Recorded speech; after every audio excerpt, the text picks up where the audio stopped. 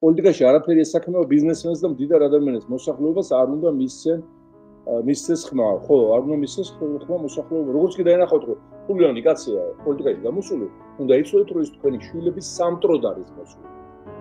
და იმ წუთიერი თეთრი კბილები დღიმილი დამთავრდება გლისხახიანი ქვეყნის მჭამელი არსების გამოჩენით. ირანის მხარეს მხოლოდ შახ აბასის შთამომავლები არიან საქართველოში.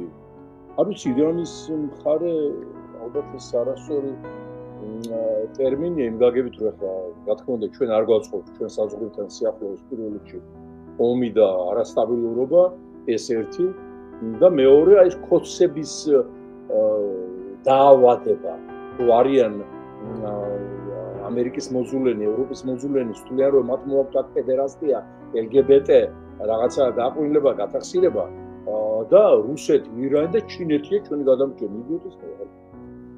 პირველი LGBT-ები ირანიდან შემოვიდნენ შუა საუკუნეებში. აი ეს კინტუები რო იყვნენ, ძველიჭი ეგრევე ირანელი LGBT-ები.